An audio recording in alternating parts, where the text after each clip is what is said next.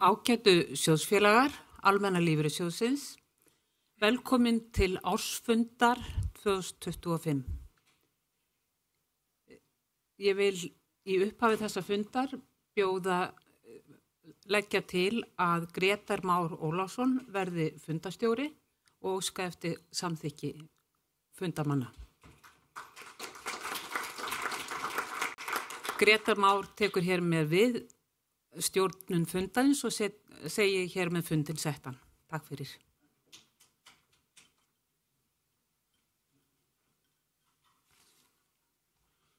Formaður, góðir fundarmenn, ég þakka ykkur fyrir það að fela með stjórn þessa fundar. Það liggur fyrir tillaga að Sigríður Ómarsdóttir, skrifstofustjóri hjá Almenna lífeyrissjóðnum, riti fundargerð. Eru athugasemdir við það? Ef svo, ég vil þá biðja Sigríður að koma hér upp og rita fundargerðina. Þessi ársfundur Almenna lífeyrissjóðsins boðaður á grundvelli 7. greinar samþykktar sjóðsins og þar kemur fram að boðað skuli fundinn með minnst 14 daga fyrirvara með auglýsingu í að minnstakosti einu dagblaði sem hefur víðtæka útbreiðslu á Íslandi og með tilkynningu á heimasíðu sjóðsins. Það liggur fyrir að fundurinn var boðaður formlega með auglýsingu í Viðskiptablaðinu og Morgunblaðinu 19., 20. og 27. mars síðastliðinn og þá var hann jafnframt boðaður á heimasíðu sjóðsins upphaflega þann 21. febrúar og síðan formlega þann 20. mars með dagskrá, ársreikningi og tillögum breytingar og samþykktum og loks í tölvupósti til sjóðfélaga á póstlista sjóðsins þann 27. mars. Fundurinn því réttilega boðaður og úrskurðast því lögmætur. Því næst göngum við til dagskrár fundarins og ég legg til að við tökum fyrir dagskrálið 1, 2 og 3 og höfum síðan almennar umræður þá liði sameiginlega þegar því lokið. Eru mótmæli við því? Ef svo ekki að þá vil ég biðja Sigríði Magnúsdóttur, formann stjórnar, að koma upp og flytja skýrslu stjórnar.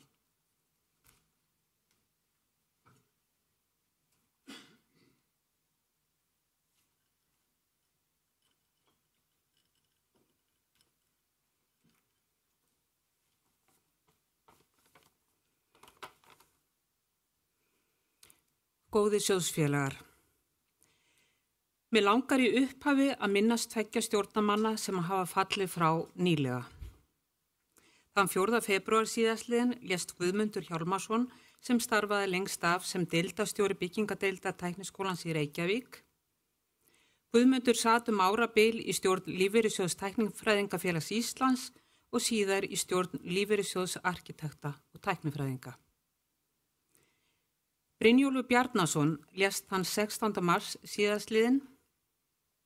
Brynjólfur sat í stjórn Lífeyrissjóðsins á árunum 1997 til 2006 og var fyrsti formaður Almenna lífeyrissjóðsins þegar sjóðurinn var stofnaður með sameiningu Lífeyrissjóðs arkitekt og tæknifræðinga og Alvip árið 2003.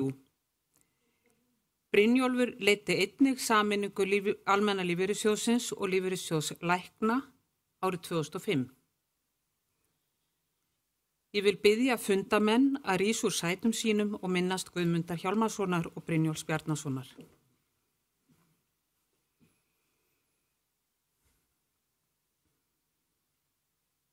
Takk ykkur fyrir.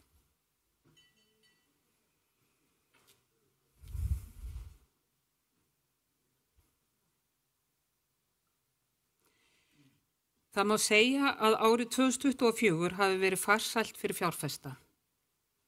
Helstu markaðir sem Almenni lífeyrissjóðurinn fjárfesta á skiluðu góðri ávöxtun. Blandaðar ávöxtunarleiðir hækkuðu mest og var nafn ávöxtun þeirra á bilinu 10 til 13,8%. Hæst var ávöxtunin í ævisefni 1 sem hækkaði 13,8% sem svarar 8,7% raun ávöxtun. Samtryggingasjóður sem stærsta einstaka ávöxtunarleið almenna hækkaði 12,5% sem jafngildir 7,4% raunávöxtun. Í ársskýrslu sjóðsins gerð grein fyrir rekstri og afkomu sjóðsins á síðasta ári.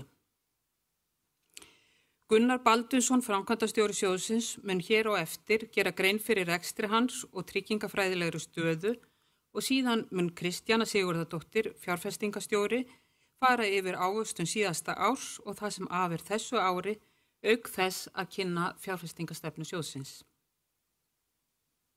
Ég ætla hins vegar að ræða verkefni stjórnar og önnur mikilvæg atriði sem hafa áhrif á rekstur sjóðsins. Það er sérstaklega ánægilegt að mæta til ársfundar að þessu sinni, þar sem tilkynnt verður niðurstöðu sögulegs stjórnarkjörs. Í þetta skipti gáfu 32 sjóðsfélagar kost á sér í kosningu 2 sæti stjórn og 2 sæti varamanna sem met og endurspeglar mikinn áhuga á starfsemi sjóðsins. Almenni lífeyrissjóðurinn er opinn lífeyrissjóður í eigu sjóðsfélaga sem kjósa sína fulltrúa í stjórn. Við áttum von á góðri þátttöku en þessi fjöldi er töluvert fyrir ofan okkar væntingar. Það er merki traust og virka þátttöku þegar margir hæfir sjóðsfélagar gefa kost á sér með það að markmiði að stuðla að jákvæðri þróun sjóðsins.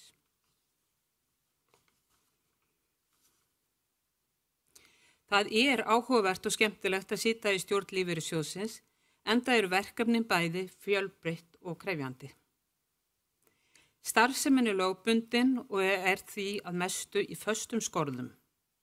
Hlutverk stjórnar er að móta stefnu sem starfsmenn vinna eftir og sinna eftirlitshlutverki til að tryggja að sjóðurinn starfi í samræmi við lög og reglur og stefnu sjóðsins.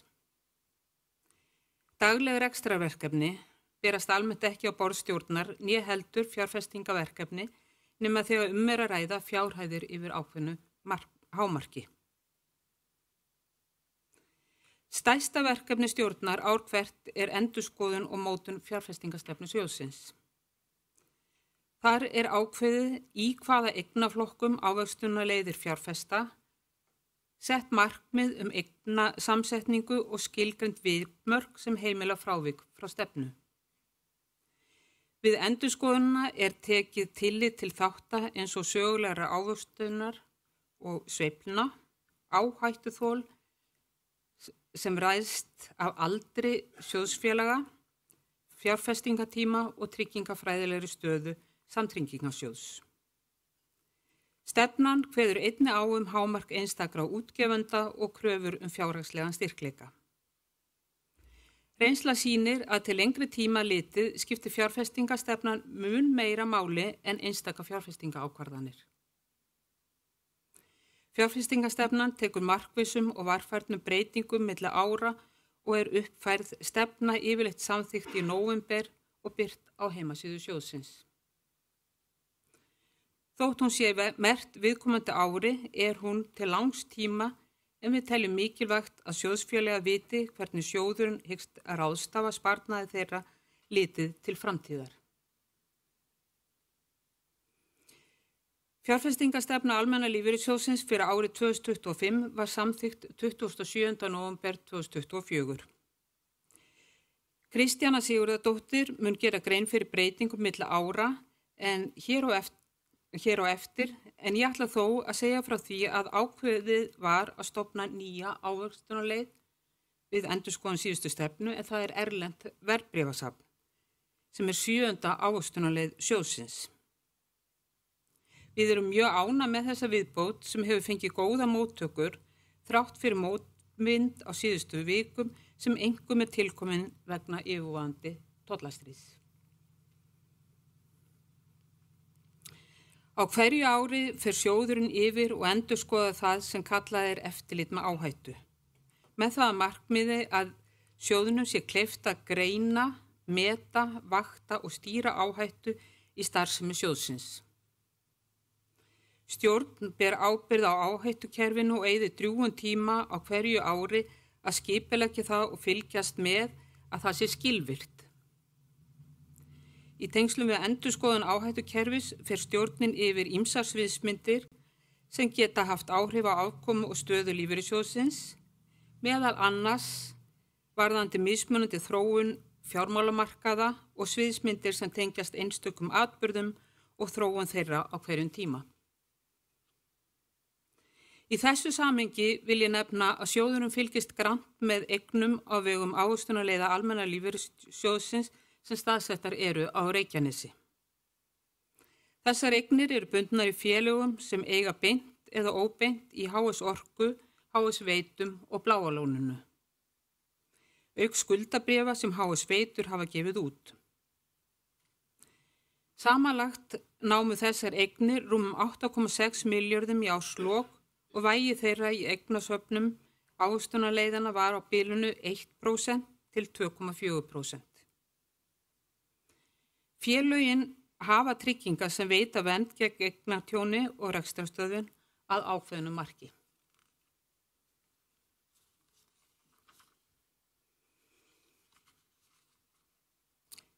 Það er stefna Almenna lífeyrissjóðsins að veita sjóðsfélögum framúrskarandi þjónustu, faglega fræðslu og ráðgjöf.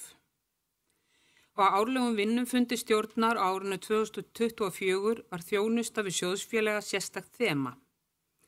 Farið var ítarlega yfir alla þætti þjónustunnar, auk þess að líta til framtíðar og þá alveg sérstaklega stafrænna þjónustu sem sífellt fleiri nýta sér,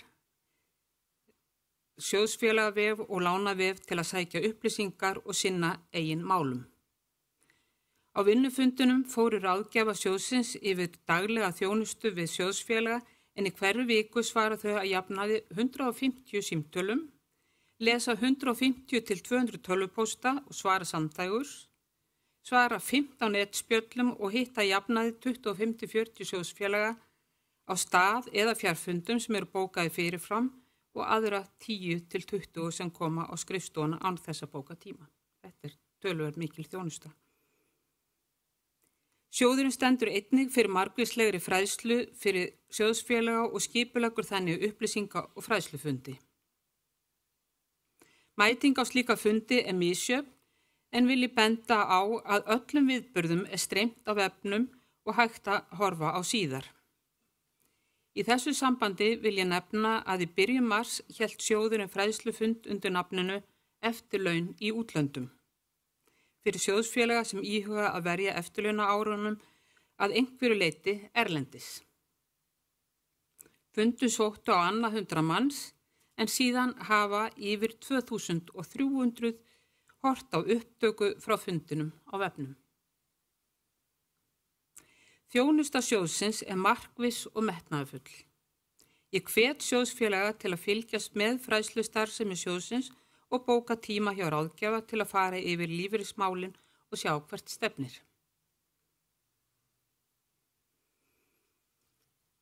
Stjórnin ræðir reglulega markas- og kynningamál. Almenni vill stækka til að viðhalda áhættudreifingu og ná fram stærðarhagkvæmni í rekstri. Reynslan sýnir að það er mikilvægt að minna reglulega á sjóðinn til að viðhalda nýliðun og innri vexti. Og hér er gaman að segja frá því að markastarf síðustu ára hefur skilað góðum árangri. Ímyndarkönnun Gallup sýnir að Almenni er 3. þekktasti lífeyrissjóðurinn og í öðru sæti þegar spurt er þekkingu á vörumerki. Á síðustu árum hefur sjóðsfélögum sem greiða skylduiðgjald til sjóðsins fjölgað og má sem dæmi nefna að fyrsta ársfjórðungi árið 2016 greiddu að meðaltali 5.700 sjóðsfélaga lágmarksiðgjald til sjóðsins en á 3. ársfjórðungi síðasta árs voru þeir 10.400. Almenni hefur lýst því yfir að sjóðurinn er einnig opinn fyrir samstarfi og sameiningu við aðra sjóði. Það er því ánægjulegt að greina frá því að í janúar gerði Brú lífeyrissjóður samstarfssamning við Almenna séreignarsparnað. Brú mun benda sjóðsfélögum sínum á ávöxtunarleiðir Almenna fyrir bæði lágmarks- og viðbótariðgjald. Aukin áhugi á séreignarsparnaði leiddi til þess að Brú skoðaði stofnun nýrra séreignadeildar en kaus að ganga til samstarfs við Almenna í staðinn. Stjórn Almenna er stolt af samstarfinu og lítur á samstarfssamningin sem viðurkenningu fyrir ávöxtunarleiðir sjóðsins. Þá vil ég nefna að stjórnir Almenna lífeyrissjóðsins og Lífsverks hafa undirritað viljayfirlýsingu að hefja formlega viðræður mögulega sameiningu sjóðanna. Stjórn Almenna er jákvætt gagnvart þessu verkefni og lítur á það sem tækifæri. Sjóðirnir eru líkir í uppbyggingu, lágmarksiðgjald skiptist á milli samtryggingar og séreignar og sjóðsfélagahóparnir eru á mestu háskólamenntaði sérfræðingar með lága örorkutíðni. Sameining gæti styrkt rekstur til framtíðar og skapa tækifæri til sparnaðar. Viðræður eru á frumstigi en stefnt að niðurstöðu fyrir sumarið. Náist samkomulag verður tillaga sameiningu borin upp til atkvæða á sjóðsfélagafundum í samræmi við samþykktir hvors sjóðs. Stjórn Almenna mun halda sjóðsfélagum upplýstum framvindu málsins.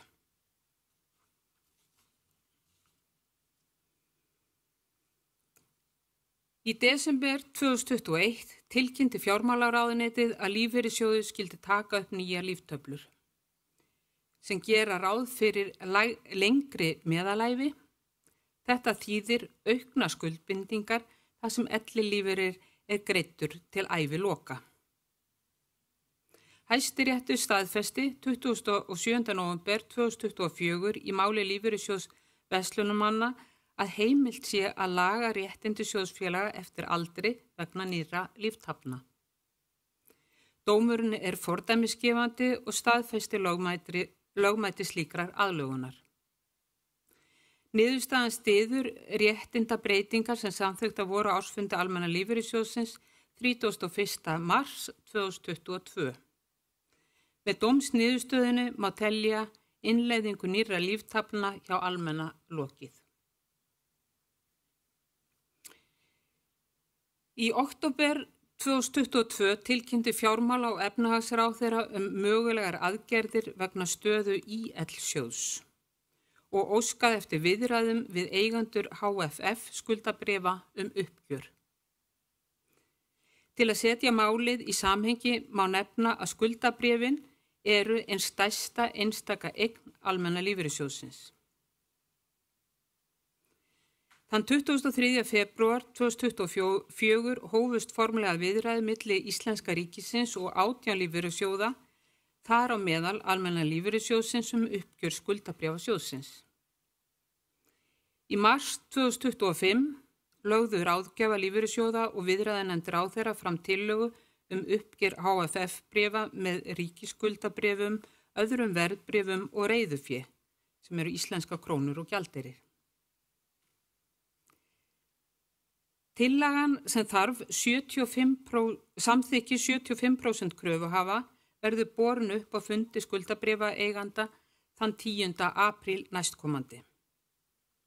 Verður hún samþykkt, mun ráðherra leita heimildar Alþingis til að ljúka uppgjörinu með fjáraukalögum. Seðlabankinn birti í október sérrit lífeyrissjóði og æskilegar umbætur á löggjöf lífeyrissjóða að mati bankans. Sérritinu er ætlað að hvetja til umræðu og vera innlegg í mögulega endurskoðun á lagaumhverfi lífeyrissjóða. Í því eru fjölmargar ábendingar, sumar afdrifaríkar og aðrar minniháttar. Stjórn Almenna hefur yfirfæri sérritið og mótað afstöðu til mikilvægra ábendinga. Á vegum stjórnvalda er einnig í gangi vinna við grænbók lífeyriskerfið og með það að markmiði að skapa grundvöll fyrir umræðu, stefnumörkun og ákvarðanir lífeyriskerfið og framtíðarþróun þess með heildstæðum hætti. Rýni á sérriti Seðlabankans mun nýtast þegar grænbókin kemur út. Með hækkun lágmarksiðgjalds og auknum heimildum til séreignarsparnaðar hefur samkeppni á meðal vörsluaðila harðnað. Bæði séreign sem hluta lágmarksiðgjalds og viðbóta lífeyrissparnað. Almenni lífeyrissjóðurinn fagnar auknu frjálsræði og hvetur sjóðsfélaga til að kynna sér vel valkosti og skoða meðal annars fjárfestingastefnu, árangur, þjónustu, upplýsingar og kostnað. Ég vil sérstaklega nefna þóknanir til sölumanna erlendu líftryggingafélagana sem dregst af iðgjöldum sjóðsfélaga. Það á sér ekki fordæmi meðal íslenskra lífeyrissjóða.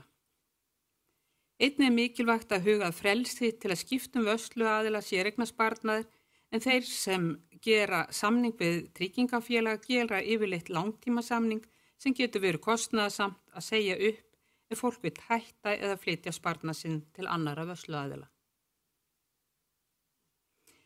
Margir eiga erfitt með að greina munin á hefðbundnum séreignarsparnaði og lífeyristryggingum frá erlendum tryggingafélögum. Það er lögð áhersla á sparnaði evrum og ævilanga lífeyri frá 67 ára aldri. Samanburður við innlenda séreignarsjóði sýnir þó oft verulega mun á ávöxtun og kostnaði. Almenni kemur vel út í slíkum samanburði. Í nýlegri grein framkvæmdastjóra sjóðsins sem birtist í viðskiptablaðinu og á heimasíðu sjóðsins er rýnt í slíkan samanburð. Byggt á gögnum frá 2014 til 2023 var eignasöfnun hjá Almenna alltaf 44% meiri en hjá þýsku líftryggingafélagi. Þetta undirstrikar mikilvægi þess að taka upplýsta ákvörðun.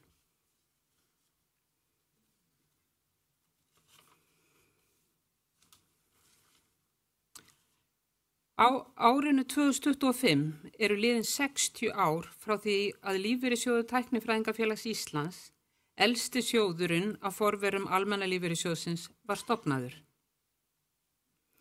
Lífeyrissjóður Tæknifræðingafélags Íslands var stofnaður þriðjudaginn 4. maí 1965 í Tjarnarbúð.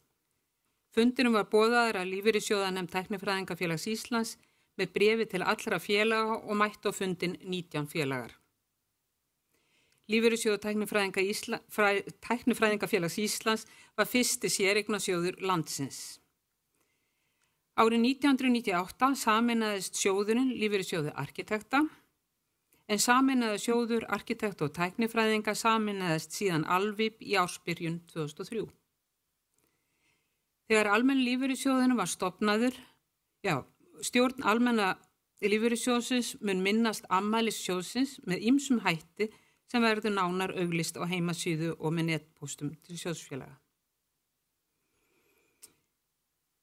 Að lokum þá ætla ég að fjalla beint stjórnarstörfin, að stjórnin fundar að jafnaði einu sinni í mánuði þar sem fjallað tilfallandi verkefni og önnur samkvæmt fyrirfram ákveðinni fundaráætlun þar sem verkefnum dreift yfir árið. Einnig hitti stjórnin á aukafundum ef tilefni til. Á tímabilinu frá apríl 2024 til mars 2025 fundaði stjórnin 15 sinnum. Stjórnarmenn hafa auk þess mætt á ýmsa fundi milli stjórnarfunda til að greina mál og undirbúa fundi. Ég vil nota þetta tækifæri og færa meðstjórnendum þakkir fyrir gott samstarf á liðnu ári. Á ársfundunum lýkur kjörtímabili Más Miksa og Þórarins Guðnasonar í aðalstjórn og Frosta Sigurjónssonar varamanns. Þeir gefa allir kost á sér til endurkjörs. Kristján Davíðsson, sem kosin var í varastjórn Almenna á síðasta ársfundi, tók sæti í stjórn Landsbankans og sagði því af sér sem varamaður. Því verður einnig svo kosið sæti varamanns til 2 ára. Ég vil vekja athygli sjóðsfélaga að á meðal tillagna að breytingum á samþykktum sjóðsins að stjórn lífeyrissjóðsins verði skipuð 6 aðalmönnum án varamanna. Vegna fjarfunda hefur dregið úr þörf á varamönnum þar sem þeim eru sjaldan kallaðir inn vegna fjarveru aðalmanna. Samkvæmt samþykktum stjórn ákvörðunarbær ef meirihluti stjórnarmanna sækir fund og mikilvægar ákvarðanir krefjast þátttöku allra aðalmanna. Sé þess kostur.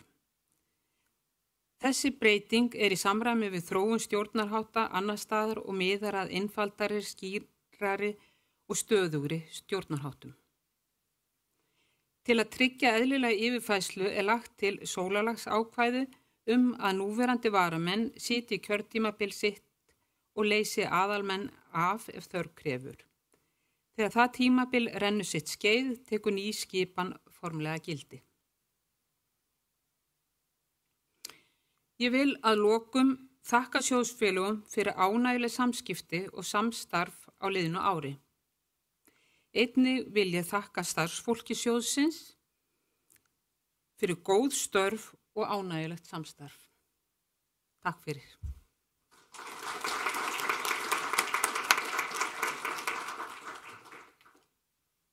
Við þökkum Sigríði fyrir. Nú mun Gunnar Baldvinsson, framkvæmdastjóri, koma hér og gera grein fyrir fara yfir ársreikning 2024 og tryggingafræðilega athugun.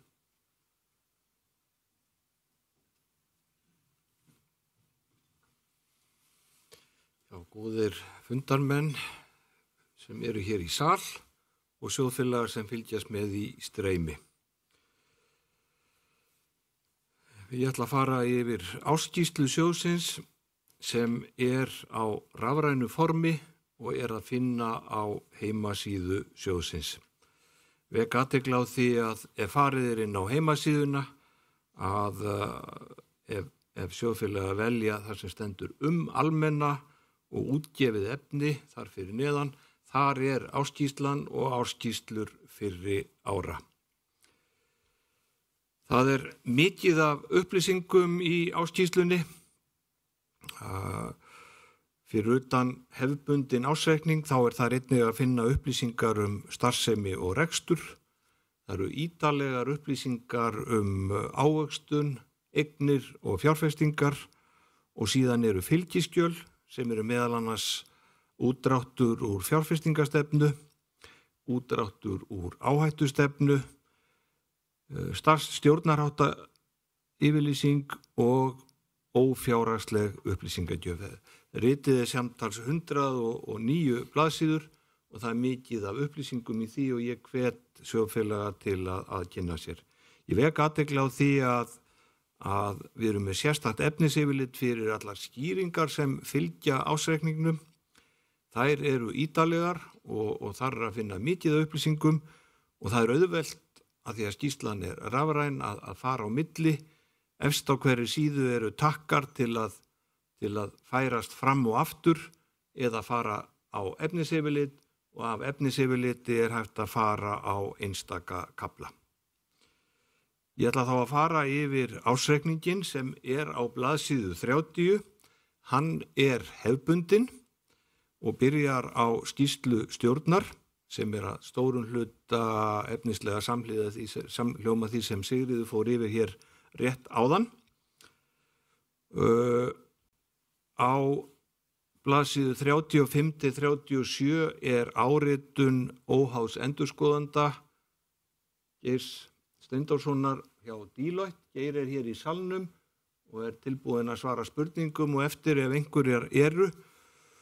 Í áritunum vil ég vekja athygli á því að þar koma fram megin áherslur við endurskoðunina sem eru hefðbundna líka. Þeir leggja sérstaka áherslu á að skoða mat á óskráðum fjárfestingum og skuldabréfum sem eru með stopulviðskipti og síðan mat á lífeyrisskuldbindingum. Og áritunin er fyrirvaralaus. Kemur hér fram að það er álit þeirra að ársreikningurinn gefi glöggamynd af afkomu sjóðsins á árinu 2024 og eignum í árslok sama ár og áritunin er endurskoðuð af Geir. Ef við förum yfir helstu tölur úr ársreikningnum þá er á blaðsíðu 38 að finna yfirlit breytingar á hreigni eign. Við höfum sagt að þetta sé svipað og rekstrarreikningur í hefðbundnum félögum. Helstu tölur þar, ef við skoðum það bara svona myndrænt, þá sjáum við það að eignir sjóðsins í ársbyrjun 2024 voru 415 milljarðar. Ný iðgjöld eða iðgjöld frá sjóðfélögum voru 25,3 milljarðar, lífeyrisgreiðslur voru 13,7 milljarðar Og svo vil ég vekja athygli á þessari tölu sem heitir fjárfestingatekjur. Hún var óvenju mikil á síðasta árið. Árið var mjög hagstætt og sem skýrist af hagstæðri þróun af mörkuðum, en fjárfestingatekjur voru samtals 51 milljarður. Kostnaður sjóðsins, rekstrakostnaður var 1.087 milljónir. Þannig að eignir í árslok voru 477 milljarðar. Sjóðurinn stækkaði 14,9%. Síðustu 5 ár hefur hann stækkað að jafnaði 12,2% á ári. Síðustu 10 ár 11,8% og síðustu 15 ár 11,6%. Hérna sjáum við hvernig einstakir liðir voru í hlutfalli af eignum í ársbyrjun. Iðgjöld 6,9% af eignum í ársbyrjun, lífeyrisgreiðslur 3,8%, fjárfestingatekjur 13,9% og kostnaður -0,3%.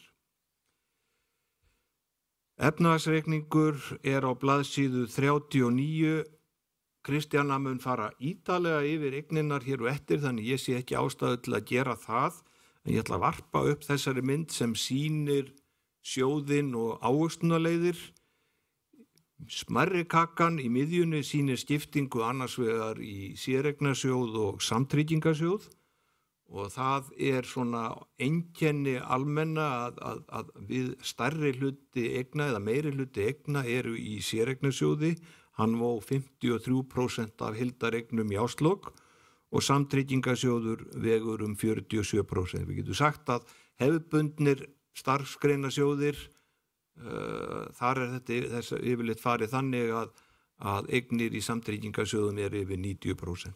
Og við sjáum síðan þarna í töflunni skiptingu séreignarsjóðsins, sjáum að stærsta safn séreignarsjóðsins ævisafn 2 með 101 milljarð, vó 21,2% af heildareignum.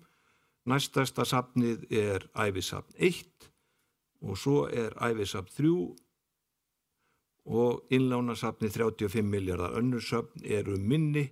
Stærsta einstaka safn sjóðsins samt samtryggingarsjóðurinn með 225 milljarða.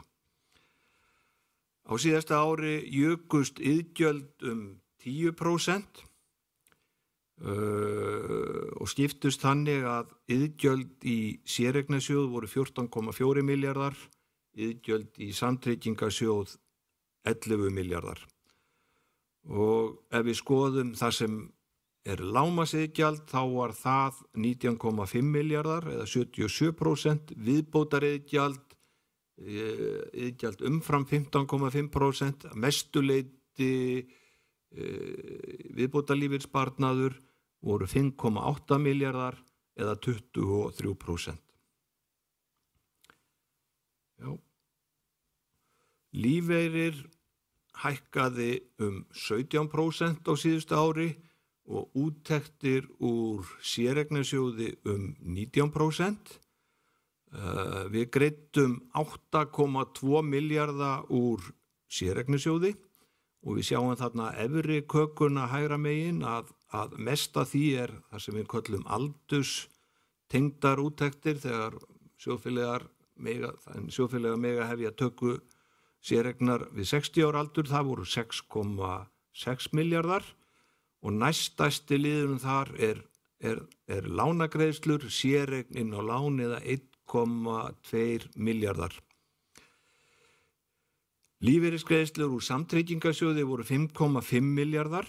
Langstærsti hlutin þar ellilífeyrir, 4,3 milljarðar.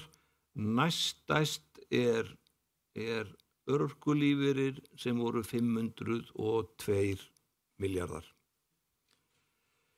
Ég ætla að láta þetta duga ársreikningin, vísa annars á hann á heimasíðunni og ég hvet menn til að skoða hann og þeir sem vilja virkilega rýna að skoða skýringarnar.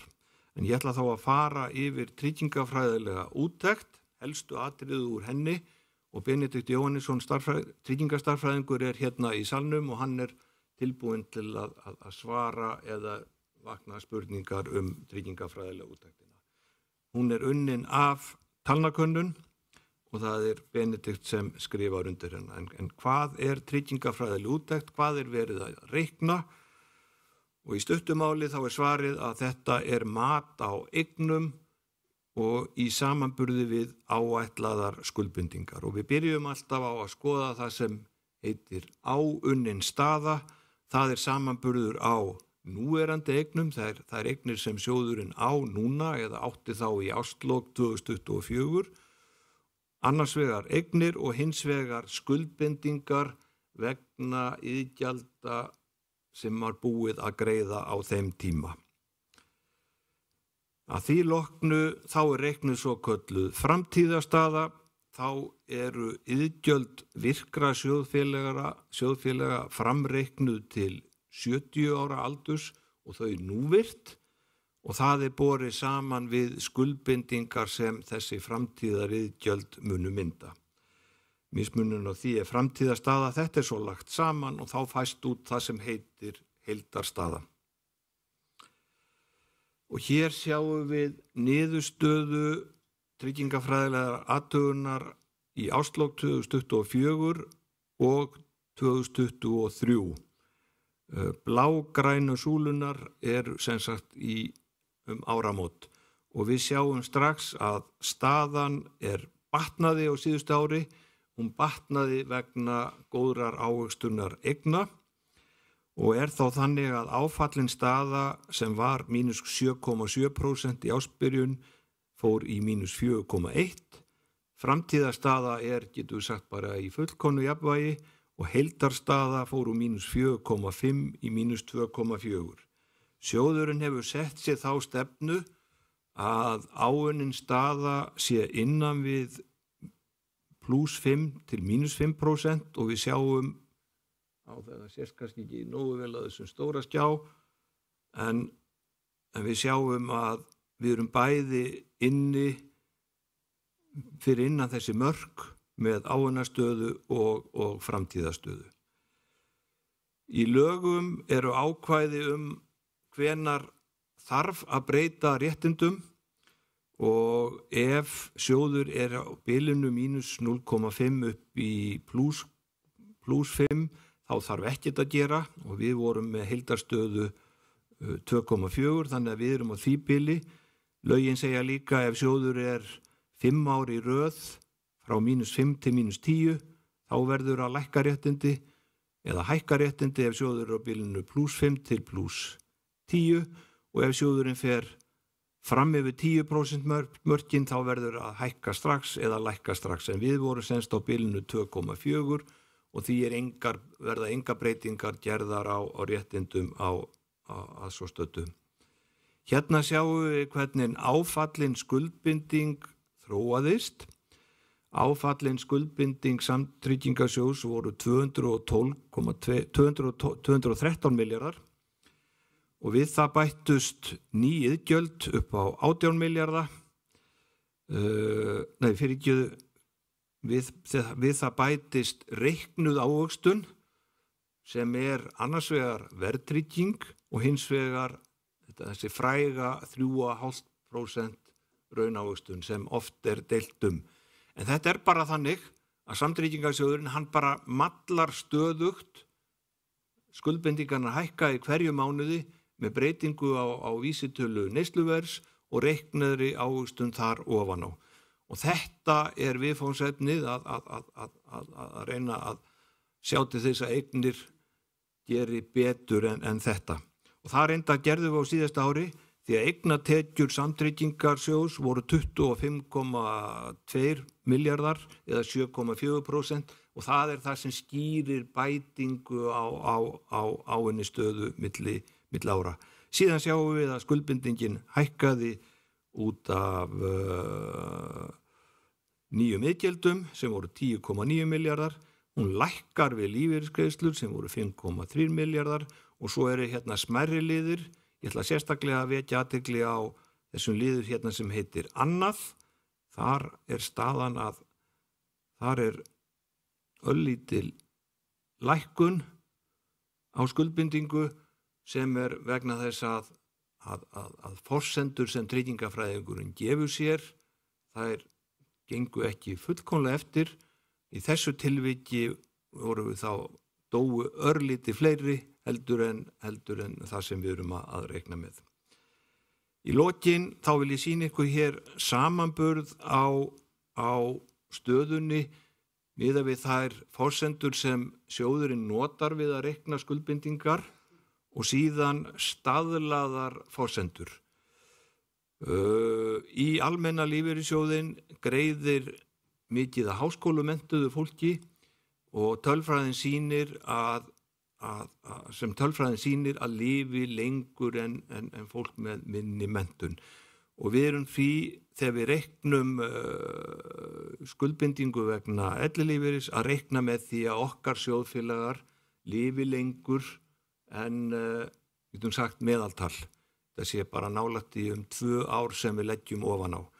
Og við sjáum út af þessu að staðlaðar, ef við hefðum notað staðlaðar forsendur, þá hefði ellilífeyrisskuldbinding verið 333 milljarðar, en við erum búin að taka frá 354 milljarða.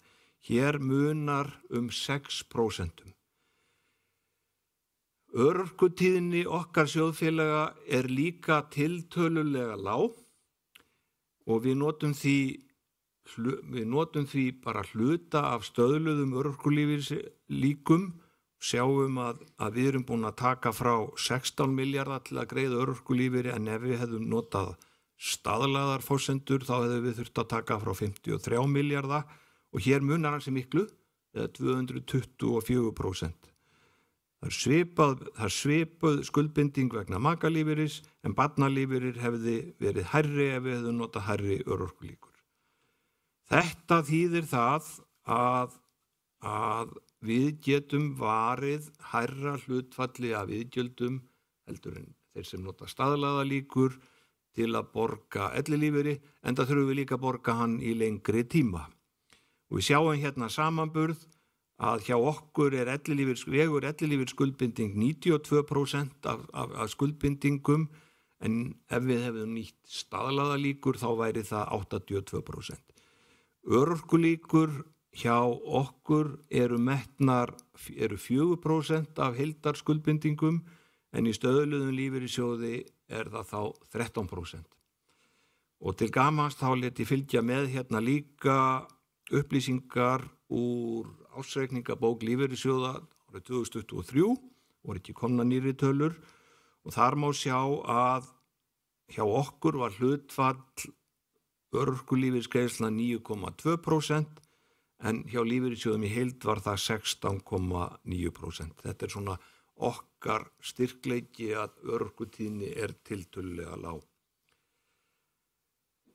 Bara rétt í lokin, bara að segja það að almenni lífeyrissjóðurinn stendur vel. Við erum að veita traust réttindi. Við teljum að sambland séreignar og samtryggingar skapi sveigjanleika fyrir sjóðfélaga með því að verja stórum hluta af iðgjaldi í séreignarsjóð, hafa okkar sjóðfélaga mikinn sveigjanleika þegar kemur að töku lífeyris og menn eru ánægðir með það. Sjóðfélagi okkur hafa val 7 séreignaleiðir fyrir séreignarsparnaði sinn. Þetta eru hagstæðar leiðir með því að til að mynda fjárfesta í nýju leiðin okkar sem heitir erlent verðbréfasafn, þá býðst sjóðfélögum að fjárfesta á kjörum sem þeir gætu alls ekki náð sjálfir, og söfnin eru ólík hvað varða vænta ávöxtun og sveiflur, og Kristjana mun fara vel yfir það hér og eftir. Eignir sjóðsins eru mjög vel dreifðar og ég vil leyfa mér að segja að eignastýring hún er markviss. Við leggjum áherslu á góðar upplýsingar til sjóðfélaga, bæði eignir, fræðslu og síðast en ekki síst réttindi og inneign sjóðfélaga í séreignarsjóði á sjóðfélagavef. Og ég vil líka segja það að við erum stolt af því að á okkar sjóðfélagavef þá hafa sjóðfélagar tæki til að stýra sínum málum. Þar eru mjög góðar reiknivélar til að áætla réttindi, bæði miðað við núverandi stöðu og miðað við áframhaldandi greiðslur. Þar geta sjóðfélagar gert breytingar á ávöxtunarleiðum ef þeir vilja skipta leið og margir eru kannski að hugsa það í dag. Það eru óvenju mikla sveiflur á mörkuðum og margir skelkaðir og þá bara hægt að benda á að það er hægt að fara á vefinn og gera breytingar. Og ég vil líka nefna að þeir sem eru byrjaðir að taka út séreign, að þeir geta stýrt úttekt á vefnum með því að stilla fjárhæð mánaðarlegra úttekta og sækja inngreiðslu þegar hentar. Þetta er frábært tæki. Í lokin ætla ég að þakka stjórn fyrir gott samstarf á árinu. Ég ætla að þakka öllum þeim sem frambjóðendum sem gáfu kost á sér í stjórnarkjöri. Ótrúlega gaman að sjá þennan fjölda og ég vil leyfa mér að túlka þetta sem bara traust á sjóðinn. Og svo ætla ég að þakka starfsfólki fyrir frábær störf á árinu. Það er mikill metnaður meðal starfsmanna. Við viljum vinna faglega og við viljum gera vel fyrir sjóðfélaga. Og svo sjóðfélagunum sjálfum þakka ég fyrir góð samskipti á árinu og minni á að við erum til staðar. Þeir sem vilja koma til okkar, að ég hvet þá til að nýta sér að það er hægt að panta tíma hjá sjóðfélögum og hægt að velja mismunandi efnisflokka til að tala og bara verið velkomin.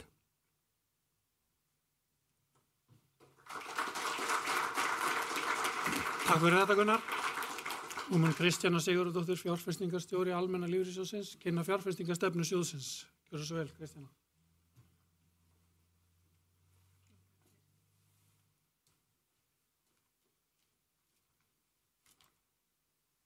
Já, góðu sjóðfélagar og fundarstjóri. Ég ætla að fara yfir uppbyggingu fjárfestingarstefnunnar, ávöxtun, þróun á mörkuðum og svo aðeins yfir eignirnar.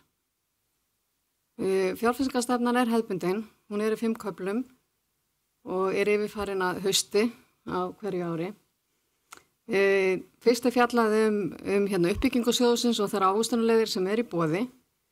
Svo er farið yfir sögulega ávöxtun, efnahagshorfur og fjárfestingarstefnan sjálf er svo í kafla 4, þar sem er farið yfir stefnuna í hverju einu safni niður á eignaflokka, þau vikmörk sem innan gilda og takmarkanir.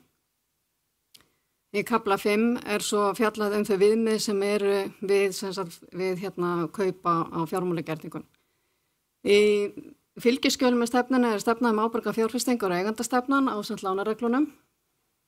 En svona helstu breytingar frá fyrra ári fyrir ævisöfnin og samtryggingarsjóð eru að í stefna fjárfestingar í erlendum sérhæfðum hlutabréfasjóðum var aukin. Fyrir samtryggingarsjóð og ævisöfn 2 fór það úr 7 í 8%, fyrir ævisöfn 3 fór það úr 4 í 4,5% og fyrir ævisöfn 1 í 9 í 20%. Á móti var dregið úr stefnu í erlendum skráðum hlutabréfafjárfestingum. Við einnig jukum stefnu í erlendum skuldabréfum og í samtryggingarsjóðunum og ævisöfni 2 var stefnan aukin úr 5 í 6% og í ævisöfni 1 úr 3,5 í 4%. Á móti var dregið úr stefnu í innlánum. Húsnæðissafnið fékk nýtt nafn og heitir nú skuldabréfasafn. Safnið stefnir nú að fjárfesta í dreifðu safni innlendra skuldabréfa og var stefnunni breytt samhliða því. Þannig að það var aukið vægi í fjárfestingum í sérhæfðum skuldabréfum sveitarfélaga og fyrirtækja skuldabréfa, en dregið á móti úr stefnu í veðskuldabréfum sem eru sjóðfélagalán og innlánum. Það var líka stofnað nýtt safn eins og Gunnar kom inn á áðan sem heitir erlent verðbréfasafn. Það fjárfestir eingöngu í erlendum hlutabréfum og erlendum skuldabréfum og ég kem betur inn á það á eftir. Að öðru leyti voru tiltölulega litla breytingar gerðar á fjárfestingarstefnu ávöxtunarleiðanna. Hér sjáum við fjárfestingarstefnu samtryggingarsjóðsins.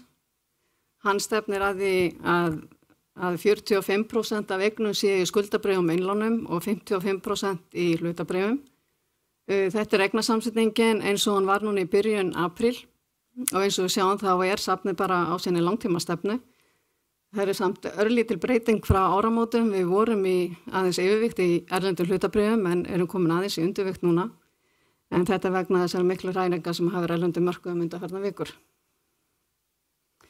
Hér sjáum við svo stefnuna í Sérek fyrir blönduðusöfnin, það er ævisafn 1 og 2 og 3 sem að mynda sameiginlega ævileiðina. Ævisafn 1 stefnir að því að skuldabréf og innlán vegi 30% og hlutabréf 70%. Ævisafn 2 stefnir að því að innlán og skuldabréf vegi 45% og hlutabréf 55% og ævisafn 3 stefnir að því skuldabréf og innlán vegi 70% og hlutabréf 30%. Þessi söfn eru líka á sinni langtíma stefnu eins og samtryggingarsjóðurinn. Hér sjáum við svo þau söfn í Sérek sem að fjárfesti innlánum og innlendum skuldabréfum. Ríkisafnið stefnir að fjárfesta í ríkisskuldabréfum innlánum og er bara á sinni stefnu. Innlánasafnið fjárfesti alferð á innlánsreikningum og langstærstum hluta í verðtryggðum innlánsreikningum og það er alveg á sinni stefnu. En svo skuldabréfasafnið eins og ég sagði þeirri stefnu var breytt og það er í þessum yfirfærslu fasa og því er yfirvikt á viðskuldabréfum og innlánum og svo hérna ríkisskuldabréfunum en undirvikt í sértryggðum skuldabréfum og fyrirtækjaskuldabréfum en við gerum ráð fyrir að þetta safn verður komið á sína langtíma stefnu fyrir árslok. Hér er svo að sjá fjárfestingarstefnur fyrir erlenda verðbréfasafnið. Það stefnir að því að skuldabréf eða erlend skuldabréf og innlán vegi 30% og erlend hlutabréf 70%. Það má segja að þetta safn sé alveg á sinni stefnu en það er í uppbyggingafasa og ekki búið að vera til með rétt í 3 mánuði þannig að innstreymi í safni vegu tiltölulega hátt hlutfall af heildareignum sem að skýrir þetta háa vægi í innlánum en þetta er vissulega bara á þeirri leið að fara í erlend hlutabréf jafnt og þétt. Þrátt fyrir að safnið sé svona ungt og rétt að slíta barnsskónum þá er mikil eignadreifing og það fjárfestir í fjölda fyrirtækja og landa á atvinnugreinum. Langstærst vega náttúrulega skráð erlend hlutabréf eins og samkvæmt stefnu er þarna tæpla 57% eignum og 21% er í skráðum skuldabréfum erlendum. Svo koma sérhæðar erlendar hlutabréfafjárfestingar og sérhæðar erlendar skuldabréfafjárfestingar. Ef við horfum aðeins á bara ávöxtunum á síðasta ári eins og hefur verið nefnt, það var hún mjög góð, markaðir voru gjöfulir, hversin litið er. Sá markaðir sem hækkaði mest var erlendur hlutabréfamarkaðurinn, heimsvísitala hlutabréfa hækkaði 18,7% í dollar, sem samsvarar 20,4% hækkun í íslenskum krónum. Innlendi hlutabréfamarkaðurinn hækkaði líka vel og vísitala aðlista hækkaði tæp 15%. Og verðtryggð skuldabréf hækkuðu þarna í kringum 7%, en verðbólgan á síðasta ári var 4,8%. Þetta skilaði sér í góðri ávöxtun blandara leiða og ævisafn 1, 2 og 3 og samtryggingarsjóður hækkuðu þetta 10 til 13,8% sem samsvara 5 til 8,7% raunávöxtun. Ríkisafni hækkaði 7,6%, skuldabréfasafni 7,2% og innlánasafni 6,6%. Einnig hefur langtíma ávöxtunum verið mjög góð í blönduðu söfnunum og ef við tökum ævisafn 1 sem dæmi að þá hefur það hækkað 4,7% umfram verðlag að jafnaði á ári síðastliðin 10 ár og raunávöxtunum síðastliðin 5 ár verið 4,3%. Það sem skýrir þessa góða ávöxtun undanfarin ár að það er bæði hækkun á innlendum og erlendum hlutabréfamörkuðum.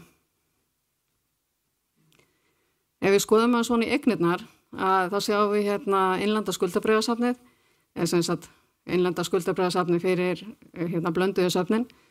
Það er 161 milljarðir og mynda góðan kjarna í eignasöfnunum. Af þessu vega markaskuldabréfum 2/3 eða 106 milljarðar og af þeim vega ríkisskuldabréf þyngst og svo skuldabréf sveitarfélaga og fasteignafélaga. Meðal raunávöxtunin í markaskuldabréfunum er í kringu 3,9%. Þannig að það má segja að það er svo ávöxtun sem við rekna með að safni gefi í næstu 6 til 7 árin að jafnaði. Ef við bætum sjóðfélagalánunum við sem eru 3/3 af skuldabréfunum í heild, þá er meðal raunávöxtunin kringu 3,7% sem má rekna með að jafnaði næstu 7 til 8 ár. Innlendu hlutabréfin, það er í kringu 56 milljarðar. Þetta er bara vel dreift eignasafn bæði á fyrirtæki og atvinnugreinar.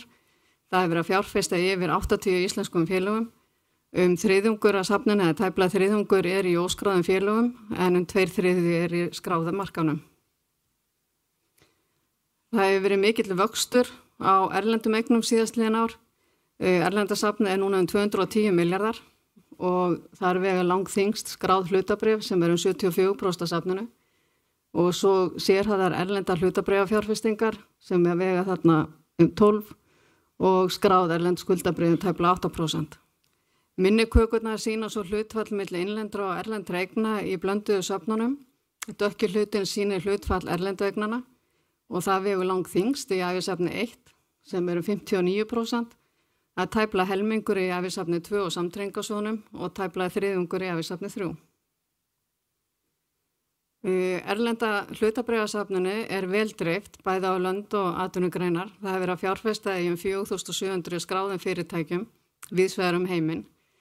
Það ber þó kannski að nefna að vægi bandaríska markaðanum hefur aukist verulega síðastliðin 10 ár. Bandaríkin vega núna yfir 70% af heimsvísitölunni en voru rétt helmingur fyrir 10 árum síðan. Engu að síður að þá safninu vel dreift á fjölda fyrirtæki, hagkerfa og atvinnugreinar. Við höfum verið að auka vægi erlendra skuldabréfa á undanförnum misserum og hér sjáum við hvernig erlenda skuldabréfasafnið samsett. Þar vega erlend ríkisskuldabréf þyngst eða 46% af safninu. Síðan ef við bætum við skráðum fyrirtækjaskuldabréfum þá myndar þessi tveir eignaflokkar 2/3 af safninu og það má gera ráð fyrir að þeir sé að skila 4,2 til 4,7% ávöxtun að jafnaði næstu 6 árin. Til viðbótar svo sérhæfðir erlendir skuldabréfasjóðir sem að fjárfesta í óskráðum skuldabréfum og lánasamningum og það í kringum 22% af safninu.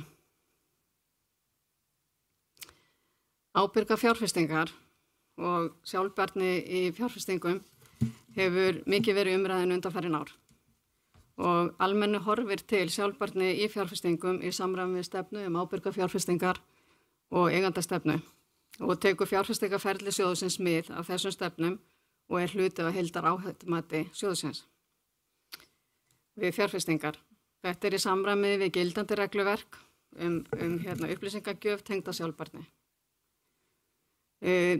Það ber það að nefna að það ríkir nokkur óvissa umfang reglugerðar sem nú innleiðingarferli vegna breytinga sem hafa verið kynntar á sjálfbærni regluverki Evrópu. En engu að síður tilgangur regluverksins að samræmi upplýsingagjöf, sporna gegn grænþvotti og greiða fyrir sjálfbærum fjárfestingum. Almennu horfir til umhverfisáhrifa fjárfestinga og tilvera áhersla í sjálfbærni styðji við markmiðum góða langtíma ávöxtun.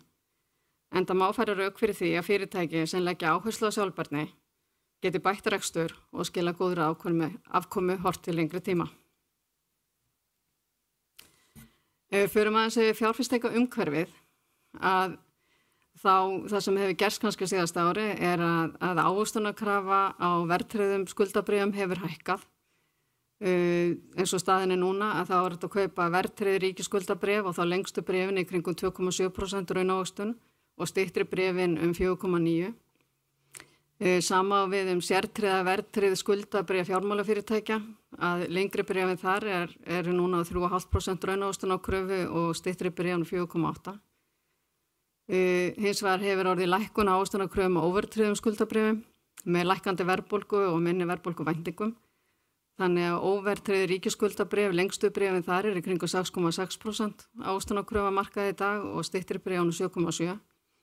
Og sama við sértryggðu og óverðtryggðu bréfin að þau í kringum 7,7 til 7,9%. Ef við horfum erlendamarkaðinn þá ávöxtunarkrafa á 10 ára löngum bandarískum ríkisskuldabréfum í kringum 4,1%. Það hafa verið sveiflur undanförnum árum, þau fóru neðar, hækkuðu og svona aðeins að lækka eins og staðan í dag. Þýsk 10 ára ríkisskuldabréf núna í kringum 2,65% ávöxtunarkröfu og hefur farið heldur hækkandi.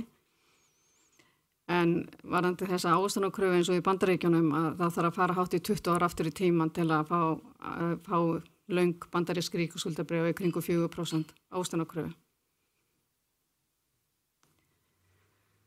Varðandi innlenda hlutabréfamarkaðinn að kennitalan sem VFH hlutvallið, hún hefur hækkað svolítið vel frá síðasta ári en það meðal annars vegna bara breyttra samsetninga fyrirtækja á markaði. Það eru fleiri vaxtafyrirtæki sem hafa verið skráð á markaðinn sem það fyrirtæki sem ekki farin að skila hagnaði Bandaríski markaðurinn, hann líka heldur, herra verðlaður heldur hefur verið undanfarin árið svona í efri mörkunum.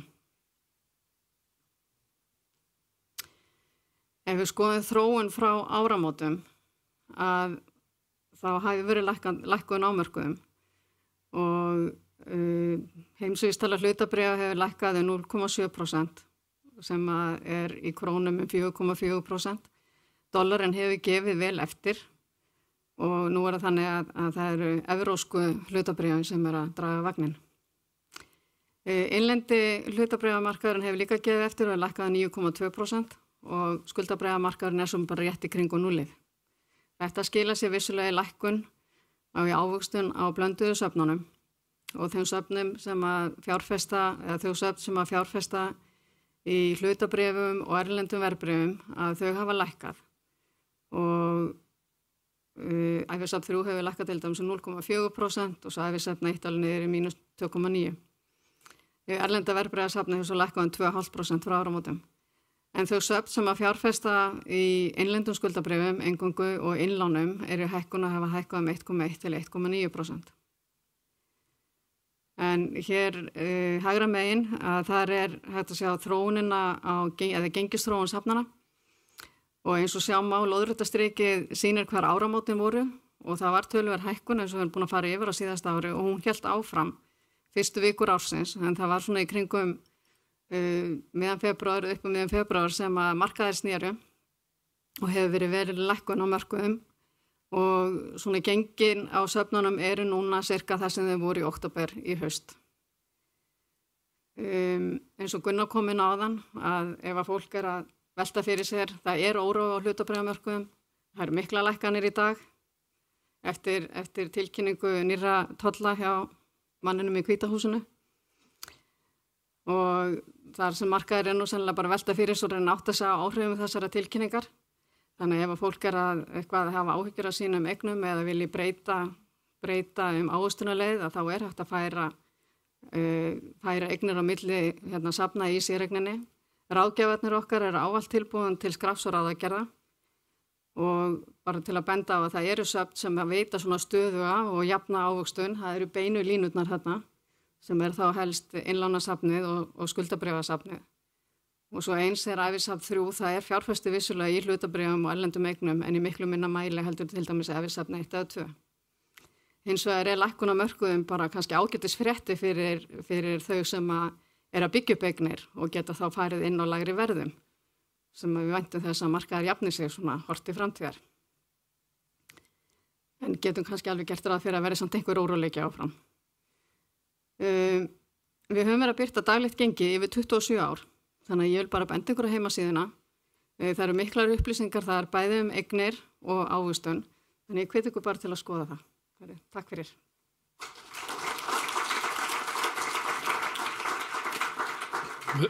Við þakkum Kristínu fyrir. Nú opnað fyrir umræður skýrslu stjórnar, ársreikning, tryggingafræðilega athugun og fjárfestingarstefnu. Orðið laust.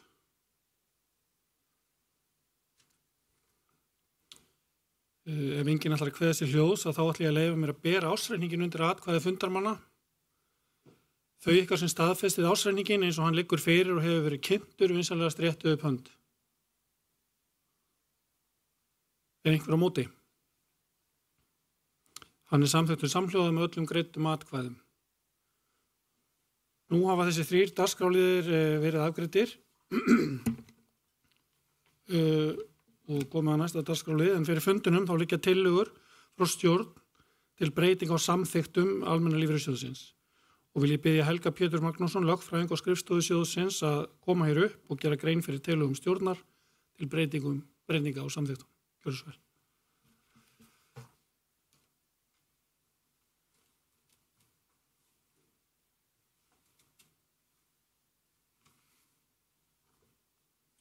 Takk fyrir það. Fundarstjóri, ágætu sjóðfélagar. Nú komið að yfirferð á tillögum stjórnar eins og fundarstjóri fór yfir. En stjórn hefur semst falið mér að kynna þær fyrir fundinum og óska eftir því að þær verið bornar undir fundin til samþykktar. Að ræða tillögur að 4 breytingum eins og þetta eru breytingarnir í hnotskurð, en það eru 4 greinar í samþykktunum sem eru lagðar til breytingar á, auk síðan breytinga á viðmiðunar fjárhæðum vegna vísitöluhækkana. En það má skipta tillögunum upp í efnisbreytingar og formbreytingar og ef við tölum efnisbreytingarnar í hnotskurð að í fyrsta lagi verið að leggja til heimild fyrir stjórn til að halda rafræna fundi, þar með talið málefnakosningar. Í öðru lagi lagt til undanþága ákvæði vegna viðmiðunar ára tekna við framreikning og tekjuviðmiða örorku úrskurða.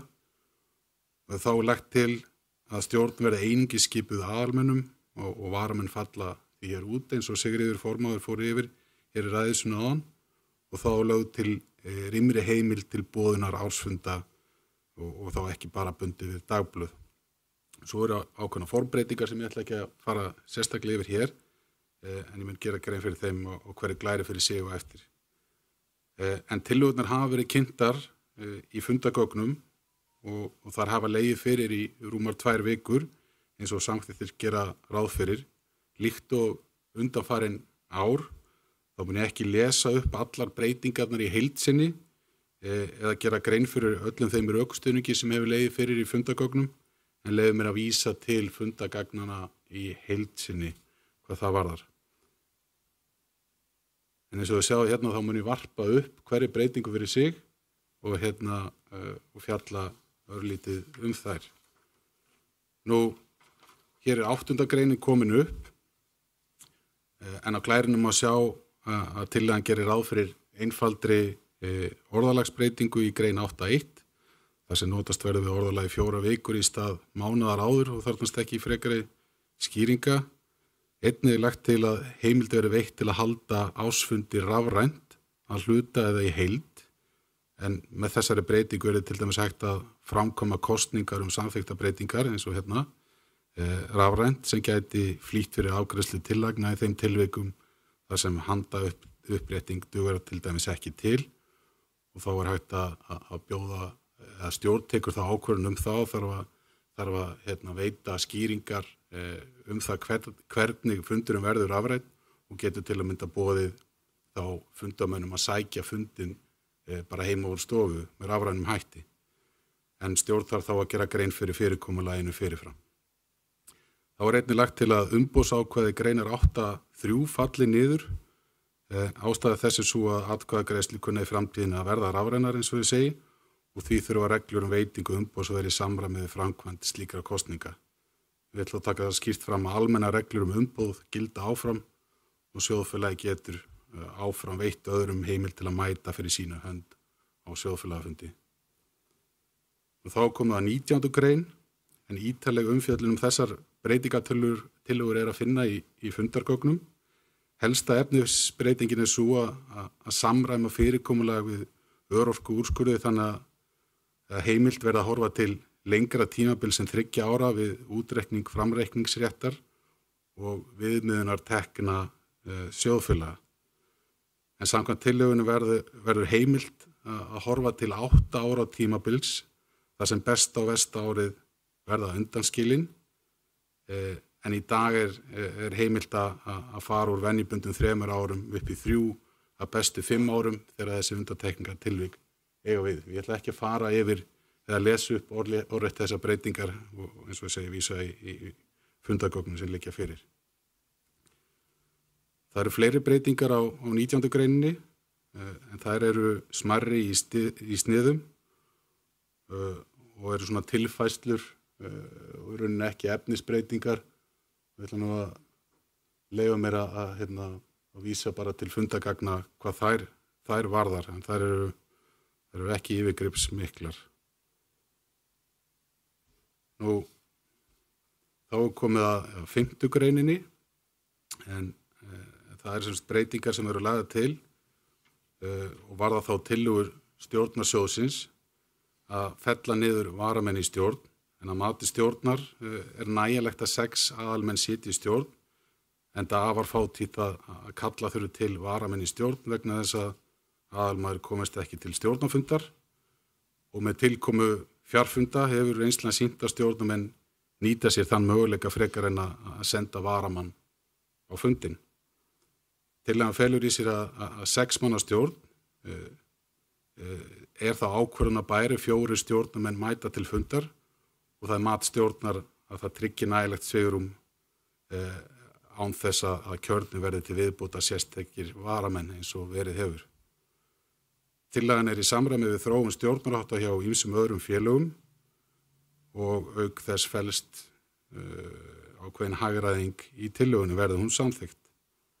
Samfara þessari breytingu er lagt til svona sólarlags ákvæði, það er að segja að núverandi varamenn klári kjörtímabil sitt og þeir sem verða kosnir og gerðu verið grein fyrir núna á eftir, að þeir ljúki þá kjörtímabili sínu og síðasti varamaður ljúki því þá árið 2028 og eftir þann tíma verði þá ekki varamenn sem sitja í stjórn sjóðsins. Og einnig er lögð til breyting á 5. grein varðandi hæfisskilyrði og sérstakt hæfi. Fyrsta breytingin er bara mjög einföld, það þykir bara nægilegt að vísa í lögin án þess að telja upp hluta af þeim hlutlægu reglum sem koma fyrir í greininni. En einnig er lögð fram ný grein 5.11 sem fjallar sérstakt hæfi stjórnarmanna. Markmið hennar er að tryggja að stjórnarmenn víki sæti í þeim tilvikum þar sem hagsmunatengsl þeirra við einstaklinga eða félöguna komi í veg fyrir óhlutdrægni. Þessar reglur hafa gilt stjórnarmenn áður en rétt þótt að skrá þær formlega í samþykktir og leggja það hér til. Þá komið að 7. grein. En það er semst varðandi boðun ársfunda. Þetta er ekki yfirgripsmikil breytingar tillaga en að í stað þess að krafist sé auglýsingar í dagblæði með víðtæka útbreiðslu er lagt til að heimilt vera að boða fund með opinberri auglýsingu í hvaða miðli sem hefur víðtæka útbreiðslu á Íslandi.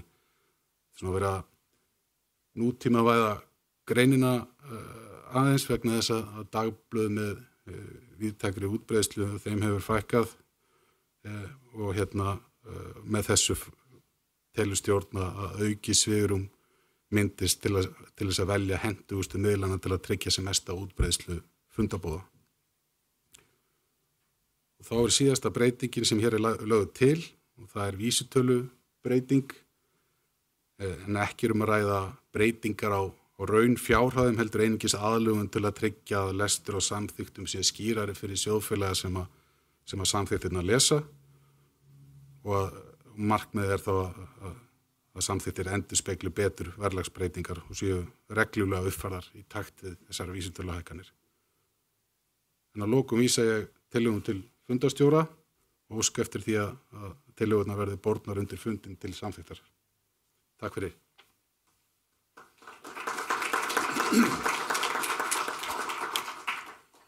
Ég þakka Helga Petri fyrir. Nú er orðið laust þessar tillögur. Nú ef enginn kveður sér hljóðs að þá ætla ég að leggja til að við berum tillögurnar upp í tvennu lagi. Annars vegar breytingar sem varða 19. greinina af því að það er einungis sjóðfélagar sem eiga réttindi í samtryggingu sem geta greitt atkvæði hana en síðan aðrar breytingar í kjölfarið á því. Þannig að ég vil biðja þá sem að eru samþykkir þeim tillögum til breytinga á 19. grein samþykkta sjóðsins sem að Helgi Pétur kynnti hér áðan að réttu upp hönd. Er einhver á móti? Tillagan er samþykkt með öllum greiddum atkvæðum. Nú, þá ber ég upp tillögur sem varða breytingar á greinum 5, 7 og 8.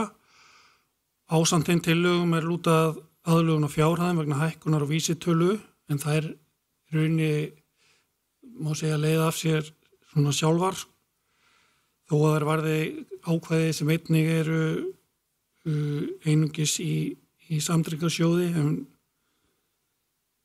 þannig að þeir sem eru samþykkir þeim tillögum vinsælast réttu upp hönd. Er einhver á móti?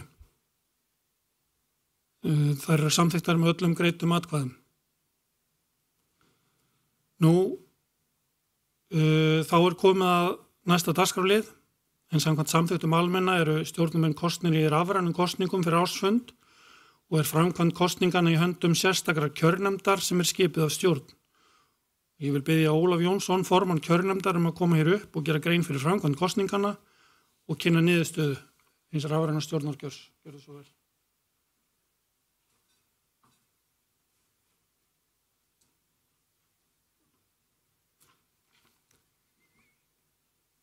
Ágætu sjóðfélagar Almenna lífeyrissjóðsins. Ég flytt hér skýrslu kjörnefndar vegna rafræns stjórnarkjörs árið 2025. Kjörnefnd skipað á stjórn Almenna lífeyrissjóðsins og hana skipað Lára F. Júlíusdóttir, Ingvar Baldursson og Ólafur Jónsson. Og með kjörnefnd störfuðu 2 starfsmenn sjóðsins, þeir Hrannar Bragi Eyjólfsson lögfræðingur og Halldór Backman kynningastjóri. Þeim sem og öðrum starfsmönnum sjóðsins vil ég þakka gott samstarf við undirbúning og framkvæmd kosninga. Hlutverk kjörnefndar að sjá til þess að framkvæmd stjórnarkjörs sjóðsins fari rétt fram og sé í samræmi við ákvæði laga og samþykkta sjóðsins. Í því felst að semja reglur störf kjörnefndar og framkvæmd kosningana og eru þær reglur birtar á heimasíðu sjóðsins. Hjá Almenna lífeyrissjóðnum reiknast atkvæðisréttur eftir inneign í séreignarsjóði og hlutfallslegri inneign í samtryggingarsjóði, þó með hámars atkvæðarétti, sem nú 132.782.405 atkvæði. Nú auglýst var eftir framboðum þann 12. febrúar og framboðsfresti lauk þann 27. febrúar. Alls bárust 32 gild framboð, 29 karla og 3 kvenna. Nú að þessu sinni eru 2 sæti karla til kjörs í aðalstjórn og 2 sæti í varastjórn. Annað skipað karli en hitt karli eða konu. Framkvæmd kosningar var í tvennu lagi, kosning í aðalstjórn og kosning í varastjórn. Og kjósa mátti 1 eða 2 frambjóðendur eða ekki taka afstöðu. Fyrir kosningar úrskurðaði kjörnefnd að sá frambjóðandi karl eða kona sem fengi flest atkvæði í kjöri til varastjórnar hljóti það sæti sem hefur 3 ára kjörtímabil. Sá frambjóðandi sem hlýtur næst flest atkvæði mun hljóta það sæti sem hefur 2 ára kjörtímabil. En að teknu tilliti til kynjahlutfalla, þannig að hvort kyn eigi minnst 1 fulltrúa í varastjórn. Nú rafrænt stjórnarkjör hófst 27. mars og því lauk í gær 2. apríl. Á endanlegri kjörskrá voru 58.663 sjóðfélagar og nýttu 1.523 sjóðfélagar kosningarétt sinn eða 2,6% sjóðfélaga. Kjósendur í ár voru 45,2% fleiri en árið 2024 og þessi þróun mjög jákvæð. Heildar atkvæðamagn í kosningum voru 456.545.000.000 atkvæða og greidda atkvæði voru 69.213.000.000 atkvæða. Kjörsókn með atkvæðamagn var 15,16% á móti 11,83% á síðasta ári. Nú fyrir hönd kjörnefndar staðfest að stjórnarkjörið fór fram í samræmi við samþykktir sjóðsins. Og þá komið að niðurstöðum. Ég fer hér yfir nafn og atkvæðahlutfall frambjóðenda í 5. til 1. sæti og gerir grein fyrir heildarhlutfalli annara frambjóðenda og þeirra sem ekki tóku afstöðu. Nánari upplýsingar munu síðan birtast á almenni.is í kjörfall þessa aðalfundar. Nú, í 5. sæti Gunnar Gunnarsson með 5,18% atkvæða. Í 4. sæti Pétur Már Halldórsson með 5,29% atkvæða. Í 3. sæti Frosti Sigurjónsson með 11,91% atkvæða og í öðru sæti Már Wolfgang Mixa með 19,5% atkvæða og í 1. sæti Þórarinn Guðnason með 25,97% atkvæða. og aðri frambjóðendur hlutu samtals 31,32% atkvæða og 0,83% tóku ekki afstöðu. Nú fyrir hönd kjörnefndar Almenna lífeyrissjóðsins lýsi ég því yfir að Þórarinn Guðnason, hjartalæknir, og Már Wolfgang Miksa, dósent í fjármálum, eru rétt kjörnir sem aðalmenn til stjórnar næstu 3 ár. Og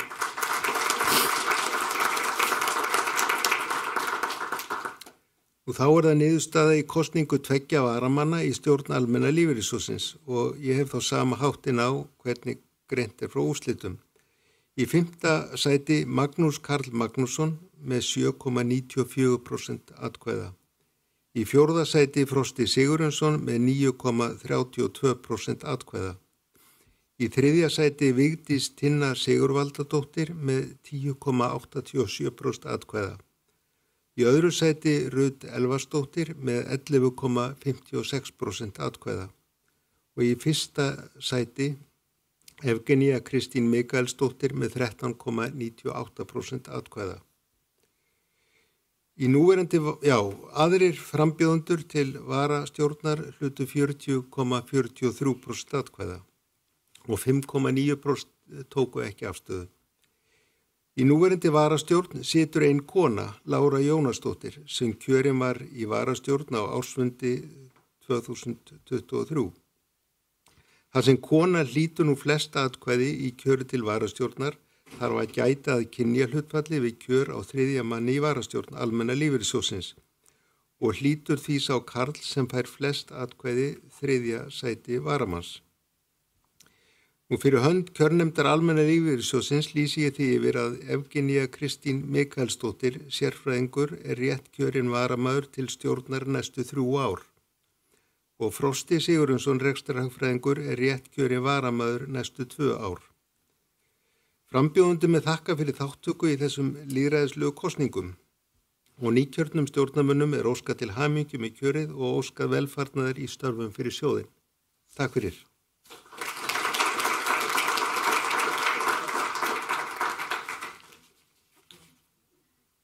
Takk fyrir þetta, Ólafur.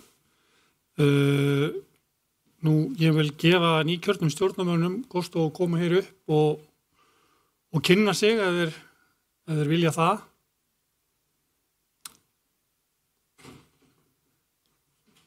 Þess ekki óskað. Þeir sem að náðu kjöri sem varamenn vilja þeir heldur ekki. Þá bara aftur óska ég ykkur til hamingju.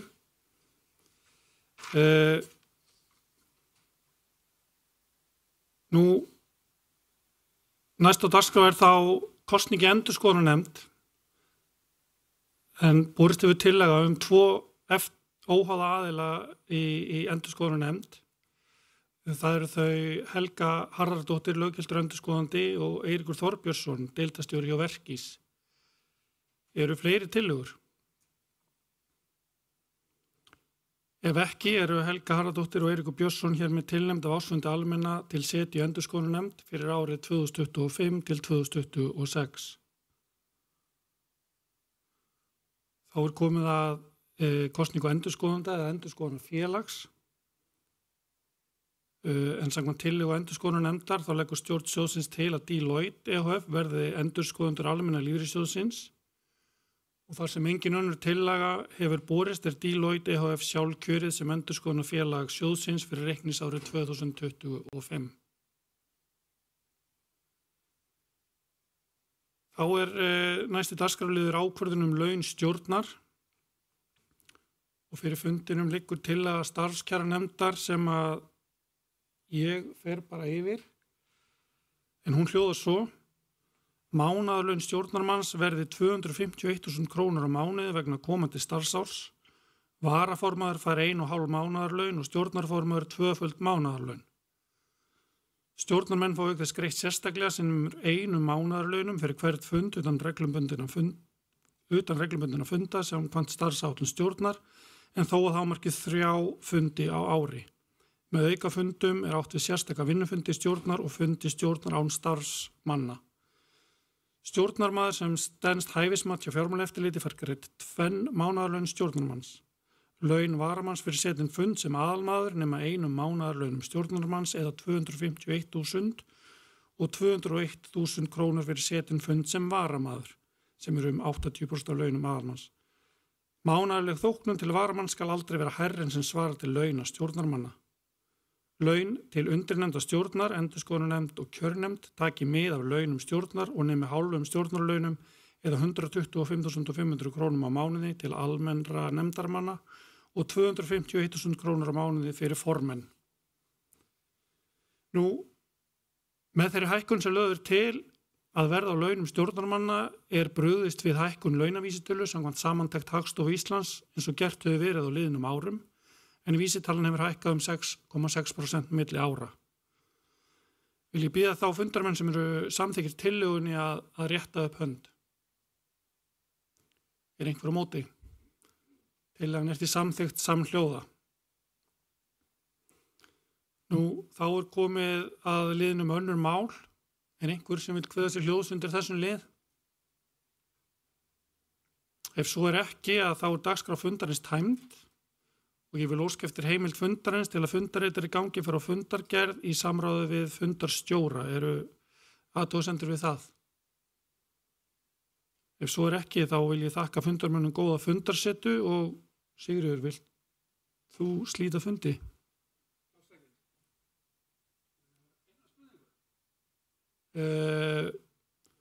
Gjörðu svo vel. Já, viltu ekki bara koma hér upp og kynna þig?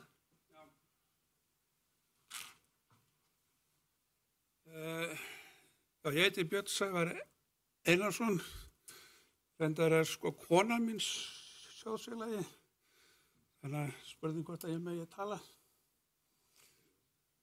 Gjörðu svo vel, já. Í ágúst í fyrra þá sendi sjóðsfélagi erindi á stjórn félagsins sambandi við netverslun hagkaupa á áfengi. Og vegna þess að sjóðurinn átti þá 1,02% í hagkaupum. Og stjórnin sendi bréf til Haga 27. september í fyrra og spurði upplýsingar frá þeim þessa netsölu og hvernig þetta samræmdist sjálfbærnisstefnu Haga og hvernig það samræmdist lögum að selja þetta. Þannig að spurningin fyrsta leið þessi hefur borið svar frá Högum og svo seinni spurningin þessi. Norski lífeyrissjóðurinn KLP með svona alveg samskonar stefnu eins og flesti lífeyrissjóður sjálfbærni og fylgja lögum og allt þetta, nema þeir eru miklu skýrari. Þeir eru búin að gefa 2019 gaf út greinagerðum af hverju þeir fjárfesti ekki í áfengisiðnaðinum. Og síðan bara lista af fyrirtækjum sem þeir fjárfesti ekki í. Mér finnst það náttúrulega sérstaklega mikilvægt af því að þetta lífeyrissjóður lækna ekki satt. Þannig að það eru 2 spurningar. Takk fyrir.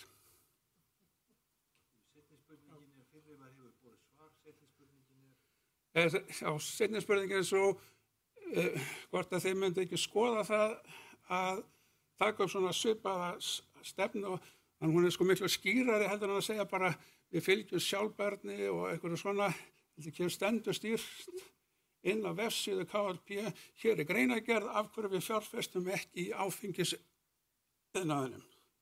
Og síðan kemur bara listi af fyrirtækjum sem þeir fjárfesti ekki. Ekki Karlsborg, ekki Túborg. Takk fyrir.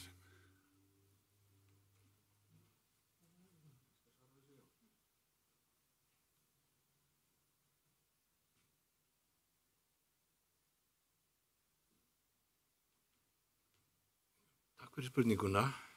Fyrra svarið það barst svar frá Högum og við mátum það bara sem fullnægjandi svar. Þeir svöruðu annars vegar fyrirspurn okkar lagalegar heimildir og þeir svöruðu hins vegar fyrirspurn okkar hvernig þetta samræmdist lýðheilsustefnu þeirra. Öðru leyti töldum við ekki ástæðu til að gera meir. Við höfum í sjálfum sér ekki sett sérstakar stefnu þarna. Við erum meðveituð að meðal lækna eru sterkar skoðanir þetta, en það eru líka skiptar skoðanir meðal sjóðfélaga. Við töldum fyrst og fremst rétt að bregðast við þessari fyrirspurn og komin áfram og það gerðum við. Mér finnst bara sjálfsagt að skoða þennan sjóð sem þið nefnið. Þegar við endurskoðum fjárfestingarstefnu og stefnum ábyrga fjárfestingar, finnst bara sjálfsagt að gera það. Ég vona það svari. Takk fyrir þetta. Eru fleiri sem vilja hvað þessi ljós?